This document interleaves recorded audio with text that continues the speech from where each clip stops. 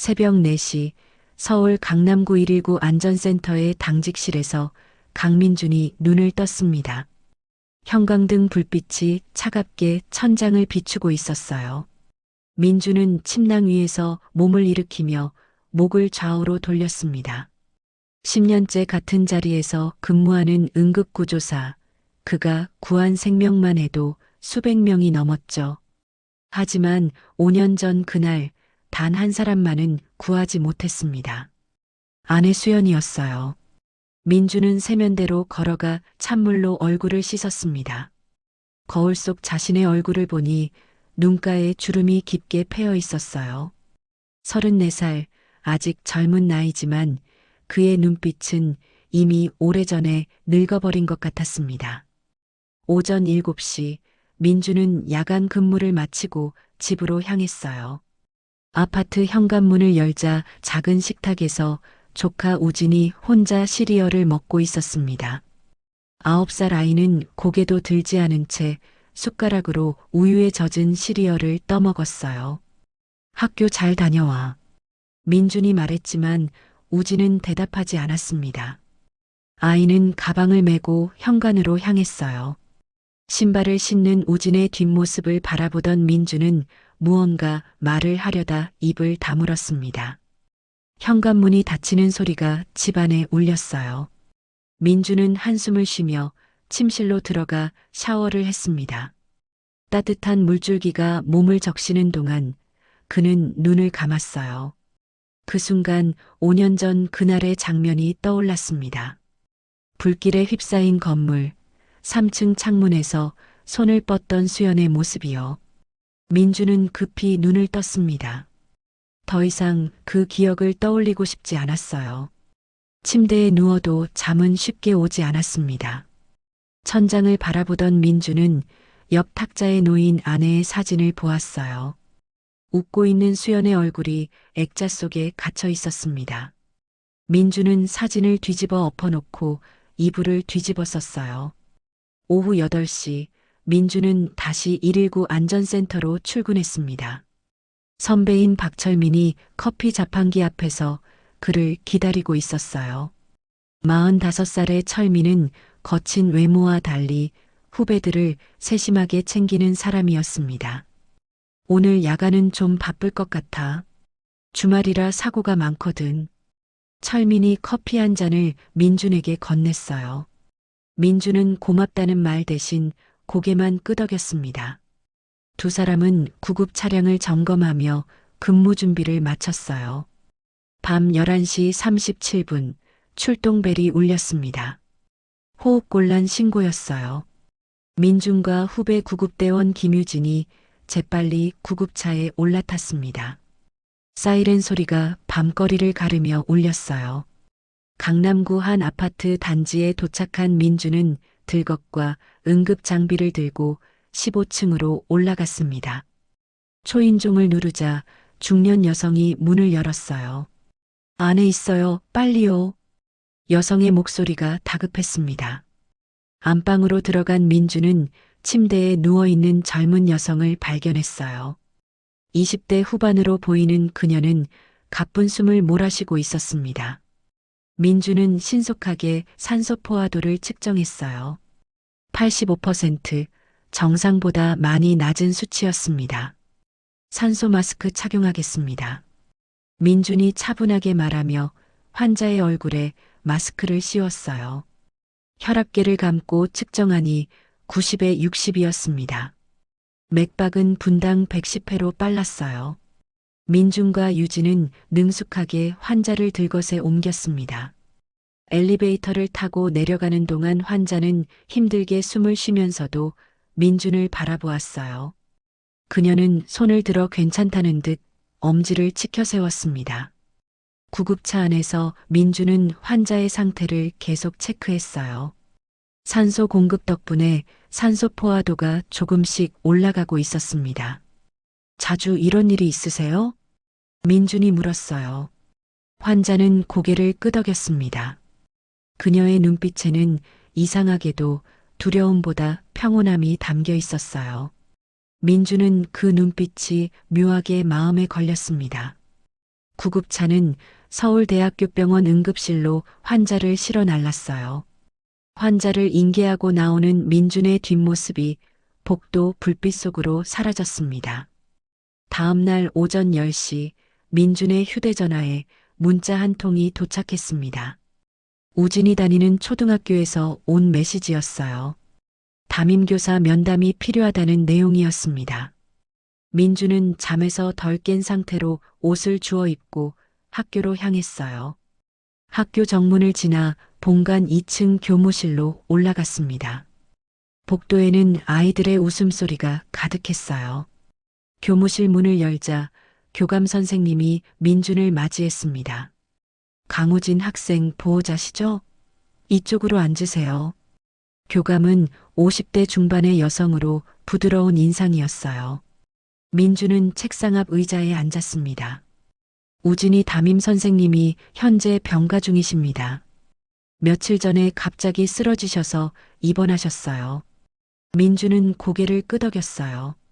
그는 우진의 담임이 누군지도 제대로 알지 못했습니다. 그래서 우진이 상태를 말씀드리려고 모셨어요. 요즘 아이가 학교에서 혼자만 지내더라고요. 교감은 조심스럽게 말을 이었습니다. 급식도 거의 먹지 않고 쉬는 시간에도 혼자 책상에 앉아 있어요. 친구들이 말을 걸어도 대답을 안 한대요. 민준의 가슴이 철렁 내려앉았어요. 그는 우진이 학교에서 어떻게 지내는지 한 번도 물어본 적이 없었습니다. 담임 선생님 성함이 어떻게 되시죠? 이서연 선생님이세요. 여기 연락처입니다. 교감이 명함을 꺼내 민준에게 건넸어요. 감사합니다. 제가 만나볼게요. 민준은 교무실을 나와 복도를 걸었습니다. 우진의 교실 창문으로 안을 들여다보았어요. 아이들은 수업 중이었고 우진은 맨 뒷자리 창가에 앉아 있었습니다. 고개를 푹 숙인 채 공책에 무언가를 그리고 있었어요. 민준은 더 이상 보지 못하고 계단을 내려갔습니다. 민준은 이서현 선생님에게 연락해 만남을 약속했습니다. 오후 2시 민준은 서울대학교병원 혈액종양내과 병동 7층에 도착했습니다. 간호사 스테이션에서 이서현이라는 이름을 말하자 간호사가 703호를 가리켰어요. 민준은 복도를 따라 걸어 병실 문 앞에 섰습니다. 노크를 하고 문을 열자 침대에 누워있던 여성이 고개를 돌렸어요. 민준은 그녀를 알아보았습니다. 어젯밤 출동 현장에서 만났던 바로 그 환자였어요. 어머, 어제 그 구급대원분? 서연이 놀란 표정으로 민준을 바라보았습니다. 그녀의 머리카락은 많이 빠져 있었고 두건으로 가린 머리 위로 듬성듬성 남은 머리카락이 보였어요. 우진이 삼촌이세요? 서연이 물었습니다. 민준은 천천히 고개를 끄덕였어요. 네, 담임 선생님이 편찮으시다고 해서 왔습니다. 서연은 침대 옆 의자를 가리키며 앉으라는 손짓을 했어요. 민준은 조심스럽게 의자에 앉았습니다. 우진이 얘기 좀 해드려야 할 것 같았어요. 사실 제가 쓰러지기 전부터 걱정이 많았거든요. 서연의 목소리는 약했지만 따뜻했어요. 우진이가 학교에서 친구들하고 전혀 어울리지 못해요. 점심시간에도 혼자 먹고 쉬는 시간에도 그림만 그려요. 민주는 아무 말도 하지 못했습니다. 서연은 침대 옆 서랍을 열어 공책 한 권을 꺼냈어요. 이거 우진이가 제게 준 그림 공책이에요. 민주는 공책을 받아 펼쳤습니다. 첫 페이지에는 서연 선생님과 반 아이들이 함께 웃고 있는 그림이 있었어요. 하지만 그림 한쪽 구석에 우진은 혼자 멀리 떨어져 서 있었습니다. 민준의 손이 떨렸어요. 다음 장을 넘기자 더 많은 그림들이 나왔습니다. 모든 그림 속에서 우진은 항상 혼자였어요. 부모님을 잃은 아이라서 그런지 마음의 문을 닫은 것 같아요. 서연이 조심스럽게 말했습니다. 민주는 공책을 덮고 서연에게 돌려주려 했어요. 하지만 서연은 받지 않았습니다. 가지고 계세요. 우진이 마음을 아셔야 할 것 같아서요. 민주는 공책을 가슴에 안았어요. 그는 침대 옆 차트를 힐끗 보았습니다. 급성골 수성백 혈병 사기, 항암치료 3차 진행이라는 글자가 눈에 들어왔어요. 민주는 그 의미를 너무나 잘 알고 있었습니다. 저녁 7시 민주는 집으로 돌아왔어요. 우진은 이미 자기 방에 들어가 있었습니다. 민주는 우진의 방문 앞에 서서 손을 들어 노크를 했어요. 대답이 없었습니다. 민주는 문손잡이를 돌려 방문을 열었어요. 우진은 책상에 앉아 크레파스로 그림을 그리고 있었습니다. 민주는 우진의 뒤에 서서 그림을 내려다보았어요. 그림 속에는 병원 침대에 누운 서연 선생님이 있었고 그 옆에 우진이 서 있었습니다. 민주는 입을 열려다 말았어요. 무슨 말을 해야 할지 알 수 없었습니다. 우진아. 민준이 겨우 입을 열었습니다. 밥 먹자. 그게 전부였어요. 우진은 대답 없이 크레파스를 내려놓고 민준을 따라 식탁으로 나왔습니다. 두 사람은 말없이 저녁을 먹었어요. 숟가락과 젓가락이 그릇에 부딪히는 소리만 식탁 위에 울렸습니다. 민주는 우진을 바라보았지만 아이는 고개를 들지 않았어요. 둘 사이의 거리는 여전히 멀기만 했습니다. 한 달이 흘렀습니다. 민준의 휴대전화에 낯선 번호로 전화가 걸려왔어요. 서울대학교병원 혈액종양내과 김재훈 교수였습니다. 강민준 씨, 이서연 환자 보호자분 맞으시죠? 민준은 당황했어요. 자신은 서연의 보호자가 아니었습니다. 아니요, 저는 환자 제자의 보호자입니다. 아, 그렇군요. 연락처를 받아서 전화드렸습니다. 환자분 상태가 좋지 않아서요. 김재훈 교수의 목소리가 무겁게 가라앉았어요. 백혈병이 급격히 악화되었습니다.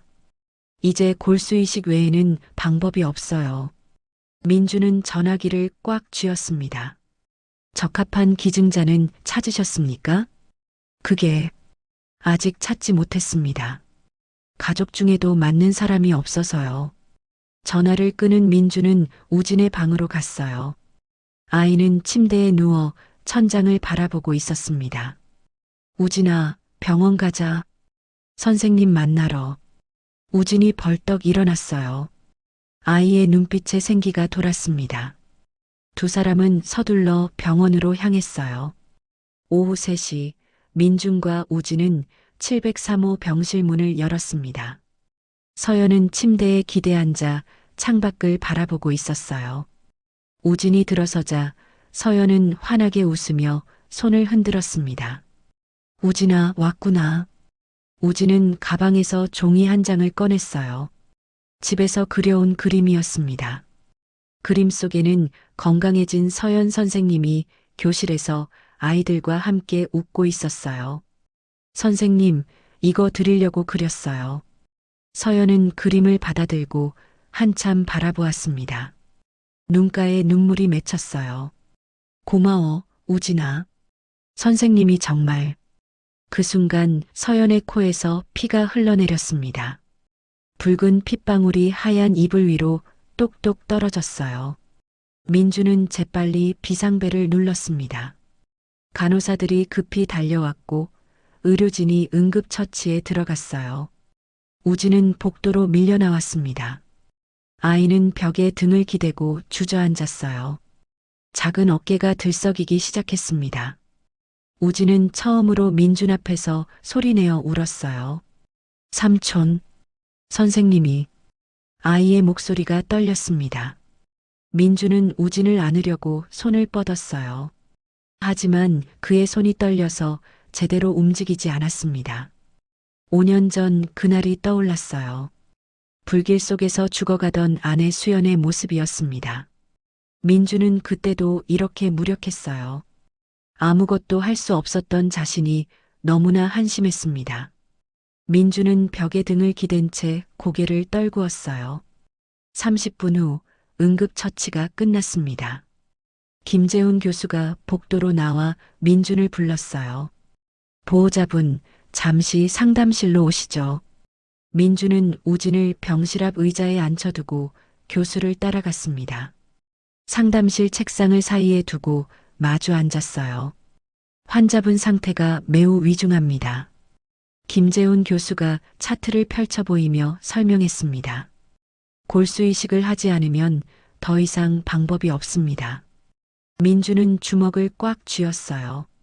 제가 검사를 받아볼 수 있을까요? 김재훈 교수가 고개를 들어 민준을 바라보았습니다. 가족관계가 아니시죠? 네, 하지만 해보고 싶습니다. 교수는 잠시 생각하더니 고개를 끄덕였어요. HLA 타이핑 검사를 받아보시죠. 비혈연관 일치 확률은 매우 낮지만 해볼 수는 있습니다. 민주는 상담실을 나와 복도를 걸었어요. 우진은 여전히 의자에 앉아 병실 문을 바라보고 있었습니다. 민주는 아이 옆에 앉았어요.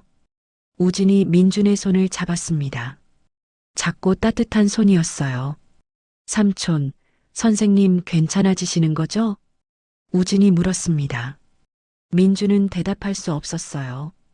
그는 우진의 머리를 쓰다듬었습니다. 처음으로 아이를 제대로 안아주었어요. 그날 밤 민주는 119 안전센터에서 박철민을 만났습니다. 철민은 민준의 표정을 보고 무언가 잘못되었다는 것을 알아챘어요. 무슨 일이야? 민주는 서연의 이야기를 꺼냈습니다.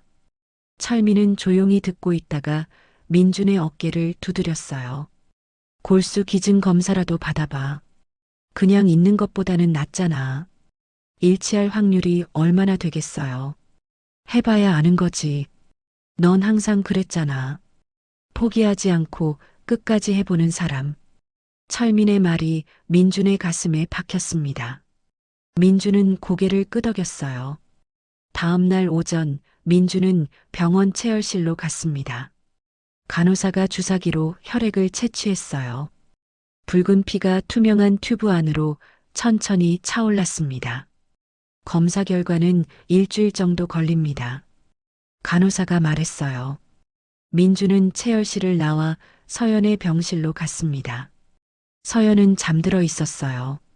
창백한 얼굴이 침대 시트와 구분이 안 될 정도였습니다. 민주는 조용히 병실을 나왔어요. 일주일이 지났습니다. 민준의 전화기에 병원에서 연락이 왔어요. 검사 결과가 나왔습니다. 병원으로 오실 수 있으세요? 민주는 심장이 두근거렸습니다. 그는 서둘러 병원으로 향했어요. 김재훈 교수 앞에 앉은 민주는 손에 땀이 났습니다.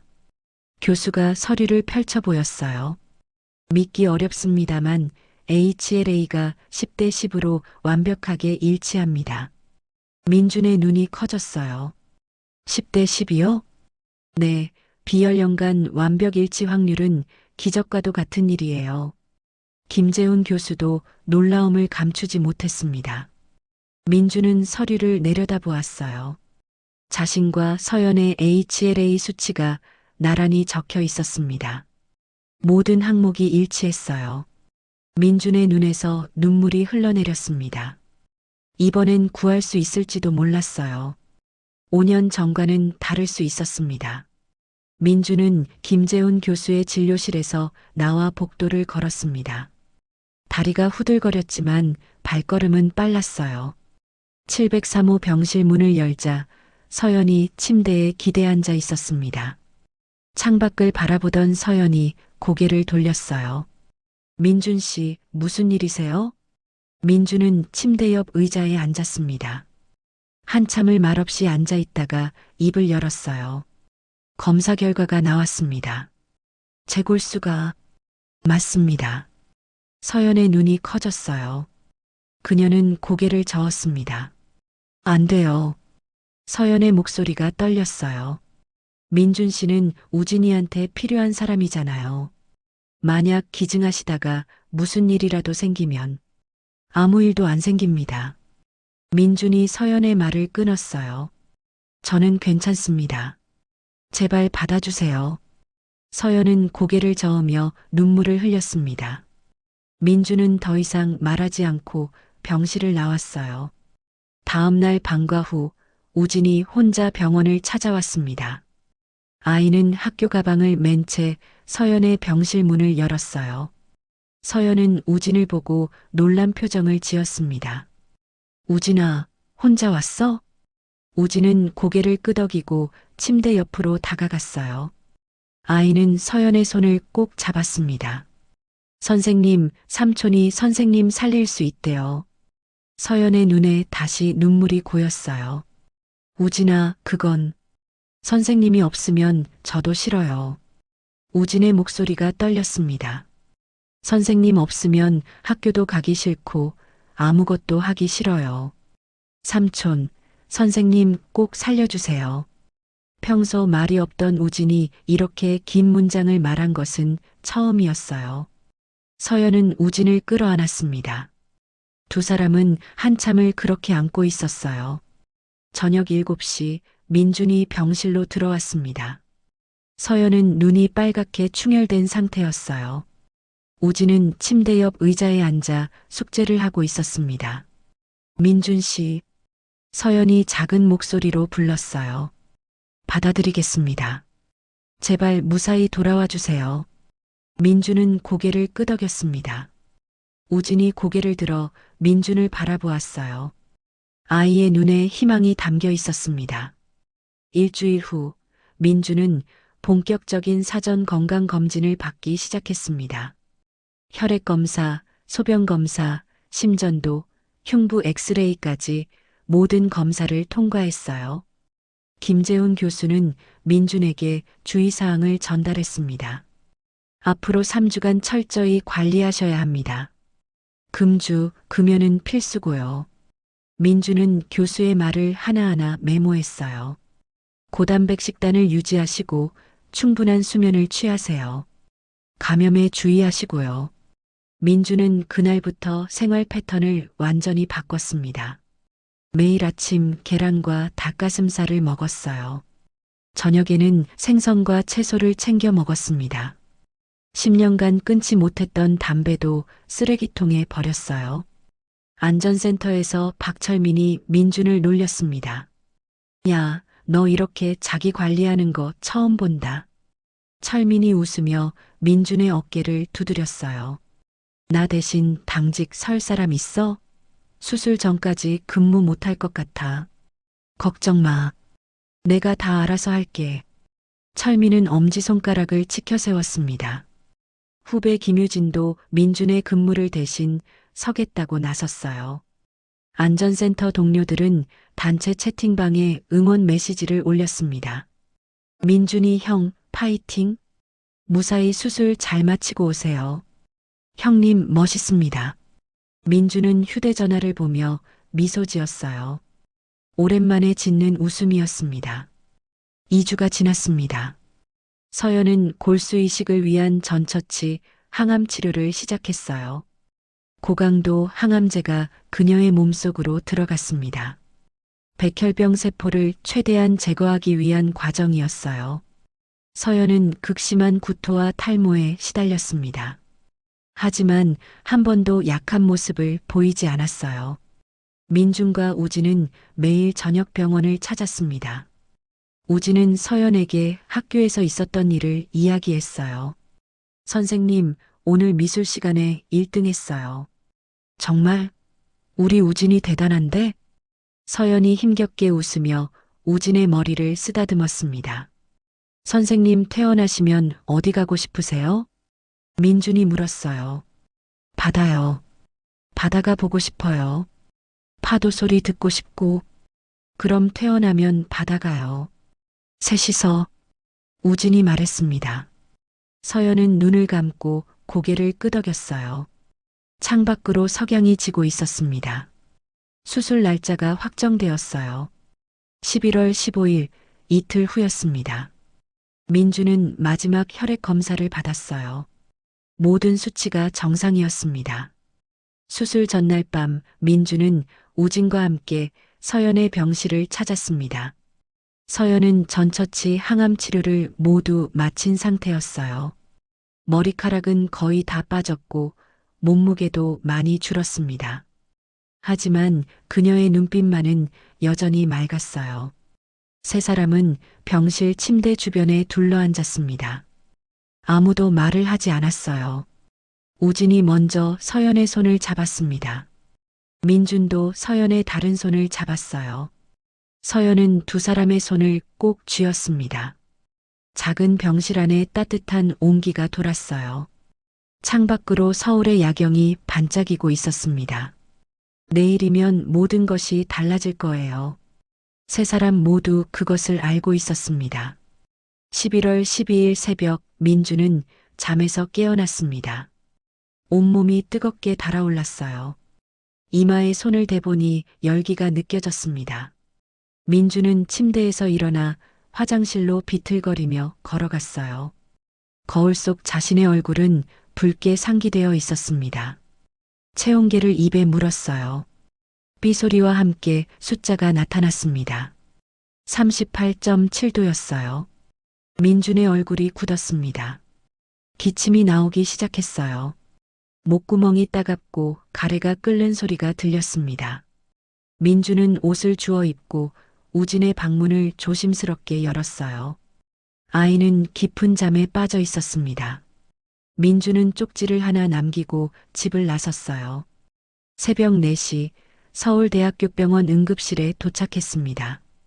응급실은 주말 새벽임에도 환자들로 붐볐어요. 민준은 접수를 하고 대기실에 앉았습니다. 1시간을 기다린 끝에 진료실로 들어갔어요. 당직 의사가 청진기를 민준의 가슴에 댔습니다. 깊게 숨을 쉬라는 지시가 떨어졌어요. 민준이 숨을 들이마실 때마다 기침이 터져 나왔습니다. 일단 혈액 검사와 흉부 엑스레이를 찍어보겠습니다.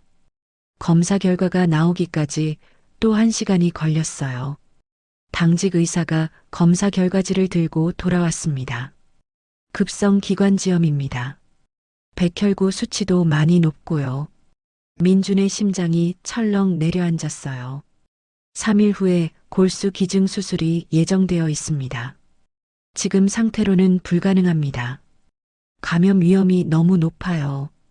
당직 의사가 단호하게 말했습니다. 민준은 주먹을 꽉 쥐었어요. 오전 9시 김재훈 교수가 병원에 출근하자마자 민준을 불렀습니다. 교수의 표정은 심각했어요. 최소 2주는 항생제 치료를 받아야 합니다. 그래야 염증 수치가 정상으로 돌아올 겁니다. 2주요? 그럼 서연 씨는? 민준의 목소리가 떨렸습니다. 이서연 환자는 전처치 항암 치료로 면역력이 바닥까지 떨어진 상태입니다. 김재훈 교수가 차트를 펼쳐 보였어요. 2주를 기다리면 생존 확률이 30% 아래로 떨어집니다. 민주는 의자에 주저앉았습니다. 자신 때문에 서연이 죽을 수도 있다는 생각에 숨이 막혔어요. 일단 입원해서 항생제 치료부터 시작하십시오. 민주는 고개를 끄덕이고 입원 수속을 밟았습니다. 격리실로 배정되었어요. 간호사가 정맥 주사를 통해 고용량 항생제를 투여했습니다. 오후 3시 학교를 마친 우진이 병원으로 달려왔습니다. 격리실 유리창 너머로 민준을 바라보는 아이의 얼굴에 걱정이 가득했어요. 민준은 우진에게 손을 흔들며 괜찮다는 표정을 지었습니다. 하지만 우진은 유리창에 손을 대고 한참을 그 자리에 서 있었어요. 박철민이 병원에 도착했습니다. 철민은 우진을 데리고 병원 로비 카페에 앉았어요. 삼촌은 금방 나아지실 거야. 걱정하지 마. 우진은 고개를 숙인 채 대답하지 않았습니다. 철민은 우진의 어깨를 두드렸어요. 일주일이 지났습니다. 민주는 하루에 3번씩 항생제를 맞았어요. 하지만 염증 수치는 좀처럼 떨어지지 않았습니다. 체온도 여전히 37.5도를 오르내렸어요. 매일 저녁 우진은 학교가 끝나면 병원 복도 의자에 앉아 있었습니다. 격리실에는 들어갈 수 없었기에 유리창 너머로 민준을 지켜볼 뿐이었어요. 아이는 숙제를 하거나 그림을 그리며 시간을 보냈습니다. 한편 7층 중환자실에서는 서연의 상태가 악화되고 있었어요. 전처치 항암 치료의 부작용으로 혈소판 수치가 급격히 떨어졌습니다. 하루에 2번씩 혈소판 수혈을 받아야 했어요. 서연은 코피가 자주 나고 잇몸에서도 피가 났습니다. 면역력이 바닥까지 떨어져 무균실로 옮겨졌어요.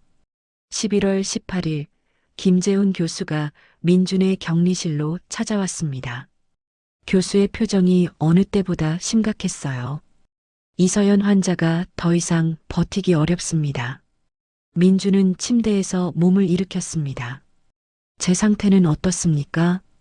염증 수치가 아직 높습니다. 정상 범위는 아니에요. 김재훈 교수가 검사 결과지를 보여주었어요. 하지만 더 이상 기다릴 수 없습니다. 내일 긴급 수술을 진행하겠습니다. 위험하지 않습니까? 위험합니다. 하지만 지금 하지 않으면 환자가 살 수 없어요. 민주는 고개를 끄덕였습니다. 김재훈 교수가 격리실을 나갔어요. 민주는 유리창 너머를 바라보았습니다. 복도 의자에 우진이 앉아 있었어요. 아이는 무릎 위에 공책을 펼쳐놓고 무언가를 그리고 있었습니다. 민주는 우진을 향해 손을 흔들었어요. 우진이 고개를 들어 민준을 보고 손을 흔들어 주었습니다. 아이의 눈가가 빨갛게 부어 있었어요. 저녁 8시 안전센터 동료들이 병원 로비에 모였습니다. 박철민을 비롯해 후배 김유진 그리고 다른 구급대원들까지 10명이 넘었어요. 그들은 복도에서 원을 만들어 서서 민준과 서연의 수술 성공을 기도했습니다. 우진도 그 원 안에 서 있었어요. 작은 손을 모아 두 눈을 감고 간절히 기도했습니다. 밤 11시 감염내과 전문의가 김재훈 교수와 함께 수술 계획을 논의했어요. 수술 중 민준의 감염 상태를 실시간으로 모니터링하기로 했습니다. 마취과 의사도 특별 대기조에 포함되었어요. 민준은 격리실 침대에 누워 천장을 바라보았습니다. 내일이면 모든 것이 결정될 거예요. 그는 눈을 감고 5년 전 아내 수연을 떠올렸습니다. 이번에는 구할 수 있을까요? 이번에는 무력하게 지켜보지 않을 수 있을까요? 민주는 주먹을 꽉 쥐었습니다. 11월 19일 오전 7시 민주는 수술복으로 갈아입었습니다. 간호사가 수술 전 마지막 체크를 했어요. 혈압, 맥박, 체온 모두 측정되었습니다. 체온은 여전히 37.3도였어요. 간호사는 아무 말 없이 차트에 기록했습니다. 복도에서 우진과 박철민이 기다리고 있었어요. 민준이 수술실로 가기 전 우진에게 다가갔습니다. 아이는 민준을 올려다보았어요. 민준은 무릎을 꿇고 우진과 눈높이를 맞췄습니다. 삼촌, 무섭지 않으세요? 우진이 작은 목소리로 물었어요. 아니, 하나도 안 무서워. 민준이 우진의 머리를 쓰다듬었습니다. 처음으로 자연스럽게 나온 행동이었어요. 우진아, 조금만 기다려. 금방 돌아올게. 우진이 민준의 목을 껴안았습니다. 작은 몸이 파르르 떨리고 있었어요. 민준은 우진을 꽉 안아주었습니다. 오전 8시 민준은 수술실로 들어갔어요. 차가운 공기가 피부를 스쳤습니다. 수술대 위에 엎드린 자세로 누웠어요. 마취과 의사가 정맥 주사를 통해 마취제를 투여했습니다. 천천히 숫자를 세어보세요. 10부터 거꾸로. 민주는 눈을 감고 숫자를 세기 시작했어요. 19, 8. 의식이 천천히 흐려졌습니다. 같은 시각 다른 수술실에서는 서연이 수술대에 누워 있었어요. 그녀의 가슴에는 중심정맥관이 삽입되어 있었습니다. 골수를 주입받을 통로였어요. 서연은 마취 없이 의식을 유지한 채 대기하고 있었습니다. 간호사들이 분주하게 움직이며 수술 준비를 마쳤어요. 민준의 수술실에서는 정형외과 전문의가 골수 채취를 시작했습니다. 특수 바늘이 민준의 골반뼈에 삽입되었어요. 붉은 골수액이 천천히 빨려 나왔습니다. 한 번, 두 번, 여러 번 바늘이 들어갔다 나왔어요. 약 1리터의 골수가 채취되었습니다. 오전 9시 30분 채취된 골수는 즉시 혈액은행으로 이송되었어요. 특수 필터를 통해 불순물이 걸러졌습니다. 깨끗하게 정제된 골수액이 멸균백에 담겼어요. 오전 11시 정제된 골수가 서연의 수술실로 운반되었습니다. 김재훈 교수가 직접 골수백을 확인했어요. 간호사가 중심 정맥관에 골수백을 연결했습니다. 붉은 골수액이 천천히 관을 타고 서연의 몸속으로 들어가기 시작했어요. 1ml씩 조심스럽게 주입되었습니다. 처음 30분은 아무 문제가 없었어요. 서연의 혈압과 맥박도 안정적이었습니다. 김재훈 교수와 의료진은 조심스럽게 지켜보았어요. 오후 12시 골수 주입이 절반쯤 진행되었을 때였습니다. 갑자기 모니터에서 경보음이 울렸어요. 서연의 혈압이 급격히 떨어지기 시작했습니다.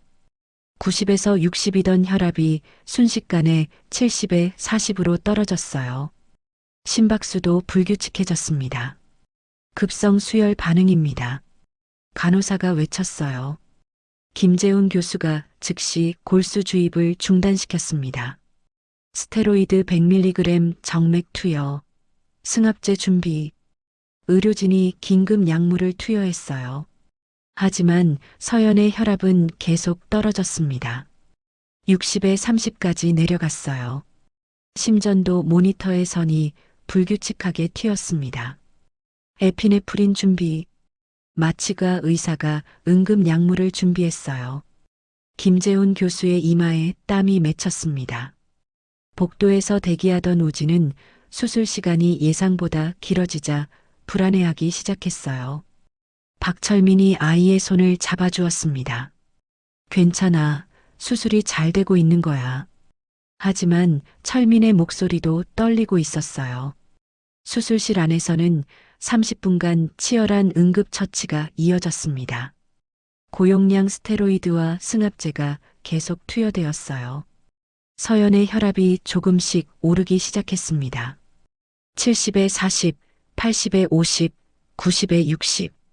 천천히 정상 범위로 돌아왔어요. 오후 3시 김재훈 교수가 수술실 문을 열고 나왔습니다. 교수의 수술복은 땀으로 흠뻑 젖어 있었어요. 우진이 벌떡 일어났습니다. 박철민과 동료들도 모두 교수를 둘러쌌어요. 수술은 완료되었습니다. 김재훈 교수가 말했어요. 모두의 얼굴에 안도의 빛이 스쳤습니다. 하지만 교수가 말을 이었습니다. 환자가 급성 거부 반응을 보였습니다. 앞으로 72시간이 고비입니다. 우진의 얼굴이 창백해졌어요. 박철민이 우진을 안아주었습니다. 오후 4시 민주는 회복실에서 깨어났어요. 전신마취에서 깨어나는 것은 힘든 과정이었습니다. 온몸이 무겁고 허리 부분에서 통증이 느껴졌어요. 서연 씨는 어떻게 됐습니까? 민준이 힘겹게 물었습니다. 중환자실에 계십니다.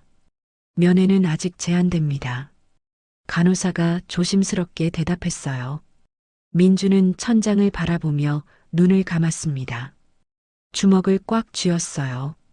밤 10시 민준은 통증을 참으며 휠체어에 몸을 실었습니다. 간호사가 말렸지만 민준은 고집을 부렸어요.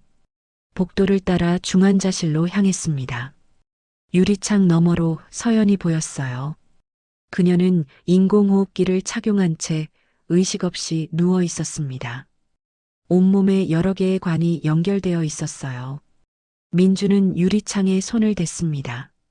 차가운 유리의 감촉이 손바닥에 전해졌어요. 그의 눈에서 눈물이 흘러내렸습니다. 72시간이 시작되었습니다. 민주는 휠체어를 타고 중환자실 밖을 지켰어요.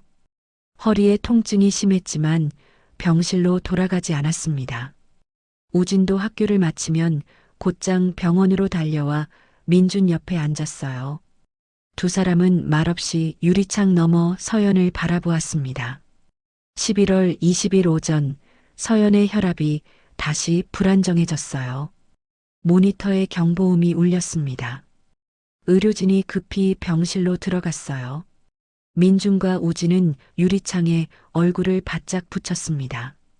간호사들이 분주하게 움직이는 모습이 보였어요. 30분 후 경보음이 멈췄습니다. 민준은 가슴을 쓸어내렸어요. 오후가 되자 김재훈 교수가 중환자실에서 나왔습니다. 민준이 휠체어를 밀어 교수에게 다가갔어요. 어떻습니까? 아직 예단할 수 없습니다. 계속 지켜봐야 합니다. 교수의 얼굴에 피곤함이 역력했어요. 밤이 되었습니다. 박철민이 저녁 도시락을 들고 왔어요. 우진과 민준에게 밥을 먹으라고 권했습니다. 하지만 두 사람 모두 손을 대지 않았어요. 철민은 한숨을 쉬며 두 사람 옆에 앉았습니다. 11월 21일이 밝았어요. 민준은 복도 의자에서 눈을 떴습니다. 목과 허리가 뻐근했어요. 우진은 민준의 무릎에 머리를 기댄 채 잠들어 있었습니다. 민준은 우진을 깨우지 않으려 조심스럽게 움직였어요. 오전 회진 시간 김재훈 교수가 서연의 상태를 점검했습니다. 혈압은 안정적이었어요. 하지만 의식은 여전히 돌아오지 않았습니다. 인공호흡기가 규칙적으로 공기를 불어넣고 있었어요. 오후 3시 민준은 처음으로 병실로 돌아가 침대에 누웠습니다. 담당 간호사가 진통제를 투여했어요. 통증이 조금 가라앉았습니다. 민준은 천장을 바라보며 수연을 떠올렸어요. 5년 전 그날도 이렇게 무력하게 기다렸었습니다. 결국 아내는 돌아오지 않았어요. 이번에도 그럴까요? 민준은 눈을 감았습니다. 11월 22일 새벽 5시 중환자실 모니터에 변화가 나타났습니다. 서연의 심박수가 안정적으로 유지되기 시작했어요. 혈압도 정상 범위를 벗어나지 않았습니다. 당직 간호사가 김재훈 교수에게 급히 연락했어요. 오전 9시 교수가 중환자실로 달려왔습니다. 서연의 최신 혈액 검사 결과를 확인했어요. 교수의 눈이 커졌습니다. 백혈구 수치가 오르고 있어요. 교수가 차트를 들고 간호사들에게 보여주었습니다. 이식된 골수가 생착을 시작한 것이었어요. 새로운 혈액세포가 만들어지고 있었습니다. 복도에서 대기하던 민준에게 간호사가 소식을 전했어요. 환자분 상태가 호전되고 있습니다. 민준은 휠체어 팔걸이를 꽉 잡았습니다. 우진이 민준의 손을 덮었어요. 두 사람의 눈에서 눈물이 흘러내렸습니다. 오후 2시 서연이 천천히 눈을 떴어요. 흐릿한 시야에 천장에 형광등이 보였습니다. 목구멍에 삽입된 기관 삭관 때문에 말을 할 수 없었어요. 간호사가 서연의 손을 잡았습니다. 괜찮으세요? 수술 잘 끝났어요. 서연은 천천히 고개를 끄덕였어요. 유리창 너머로 민준과 우진이 보였습니다. 서연은 힘겹게 손을 들어 흔들었어요. 우진이 유리창에 손을 댔습니다. 서연도 그쪽으로 손을 뻗었어요. 유리를 사이에 둔 채 두 손이 마주했습니다. 사흘 후 민준은 퇴원했어요. 허리 통증은 아직 남아 있었지만 걸을 수 있었습니다. 집으로 돌아온 민준은 우진과 함께 밀린 청소를 시작했어요. 거실 장롱을 정리하던 중 옷가지 사이에서 봉투 하나가 떨어졌습니다. 민준은 봉투를 집어들었어요. 민준아, 내가 먼저 가면 읽어줘라는 글씨가 적혀 있었습니다. 수연의 필체였어요. 봉투에는 날짜도 적혀 있었습니다. 5년 전 화재가 난 바로 그날이었어요. 민준은 손이 떨렸습니다. 거실 소파에 앉아 봉투를 열었어요. 편지지 2장이 들어 있었습니다. 민주는 천천히 편지를 펼쳤어요. 여보, 이 편지를 읽고 있다면 내가 먼저 떠났다는 뜻이겠죠. 우리 아파트 낡아서 늘 화재 걱정했잖아요. 혹시 모를 일에 대비해서 이 편지를 써둡니다. 당신을 너무 잘 아니까요. 분명 자책하고 있을 거예요. 나를 구하지 못했다고 자신을 미워하겠죠. 하지만 여보, 당신은 지금까지 수백 명의 생명을 구했어요. 단 한 명 구하지 못했다고 자신을 용서하지 못하면 안 돼요. 민준의 눈에서 눈물이 떨어졌습니다. 편지 위로 눈물방울이 번졌어요.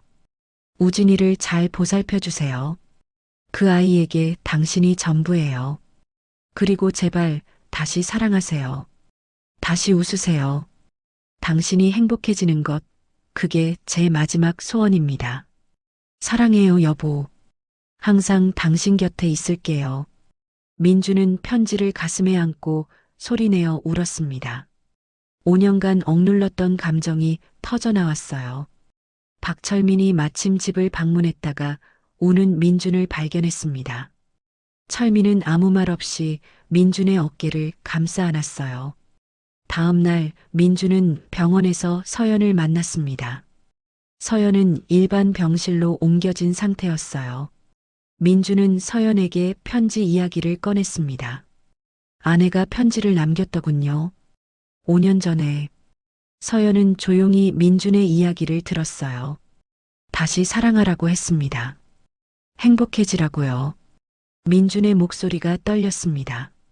서연은 민준의 손을 잡았어요. 따뜻한 온기가 전해졌습니다. 아내분이 좋은 분이셨나 봐요. 서연이 부드럽게 말했습니다. 네, 정말 좋은 사람이었어요. 민준이 고개를 끄덕였어요. 두 사람은 한참을 말없이 앉아 있었습니다. 창밖으로 겨울 햇살이 병실 안으로 들어왔어요. 따뜻한 빛이 두 사람을 비췄습니다. 일주일 후 서연의 백혈구 수치는 정상 범위에 진입했어요. 골수 이식이 성공한 것이었습니다. 김재훈 교수는 백혈병이 완전히 나을 가능성이 높다고 진단했어요. 서연은 본격적인 회복 단계에 들어갔습니다. 6개월이 흘렀습니다. 5월의 따뜻한 햇살이 서울을 비추고 있었어요. 서연은 병원에서 마지막 검사를 받았습니다. 김재훈 교수가 검사 결과지를 보며 미소 지었어요. 완치 판정입니다. 백혈병 세포가 하나도 보이지 않아요. 서연의 눈에서 눈물이 흘러내렸습니다. 민준과 우진이 병실 밖에서 기다리고 있었어요. 서연이 문을 열고 나오자 우진이 달려가 안겼습니다. 선생님, 이제 학교 오시는 거예요? 그럼 여름 방학 끝나면 학교 갈 거야. 서연이 우진의 머리를 쓰다듬었어요. 민주는 두 사람을 바라보며 조용히 웃었습니다. 서연은 여름 방학이 끝난 후 학교로 복직했어요. 우진의 4학년 담임을 다시 맡게 되었습니다. 우진은 이제 반에서 가장 밝은 아이 중 하나가 되었어요. 친구들과 축구를 하고 급식도 잘 먹었습니다. 쉬는 시간마다 교실에 웃음소리가 가득했어요. 민주는 여전히 구급대원으로 일했습니다. 하지만 퇴근 후에는 서연과 우진이 있는 집으로 돌아갔어요. 세 사람은 주말마다 함께 장을 보러 갔습니다. 저녁을 함께 만들어 먹으며 하루를 이야기했어요. 작지만 따뜻한 가족의 모습이었습니다. 5월 어느 토요일 세 사람은 경기도 남양주로 향했어요. 수연의 묘가 있는 추모공원이었습니다.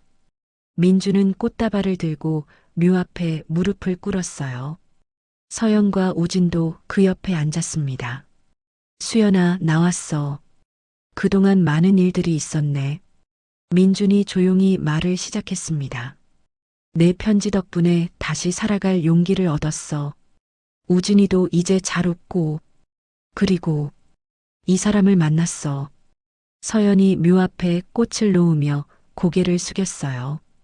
수연 씨, 저는 이서연이에요. 민준 씨와 우진이를 잘 돌보겠습니다. 약속드릴게요. 우진은 가방에서 액자를 꺼냈습니다. 집에서 그려온 그림이었어요. 그림 속에는 네 사람이 함께 손을 잡고 웃고 있었습니다. 민준, 서연, 우진, 그리고 하늘에서 미소 짓는 수연. 우진은 액자를 묘비 옆에 조심스럽게 세워두었어요.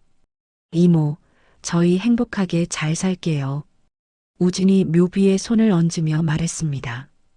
바람이 불어와 벚꽃 꽃잎이 흩날렸어요. 꽃잎들이 네 사람 주변을 맴돌았습니다. 추모공원을 나서는 길, 우진은 민준과 서연의 손을 양쪽으로 잡았어요. 세 사람은 벚꽃길을 따라 천천히 걸었습니다. 햇살이 따뜻하게 등을 비췄어요. 삼촌, 선생님, 우리 계속 함께 있는 거죠? 우진이 두 사람을 번갈아 보며 물었습니다. 당연하지. 민준과 서연이 동시에 대답했어요. 두 사람은 서로를 바라보며 미소 지었습니다. 저 멀리 벚꽃이 흩날리는 길 위로 세 사람의 그림자가 길게 이어졌어요. 민주는 하늘을 올려다보았습니다. 푸른 하늘에 하얀 구름이 떠 있었어요.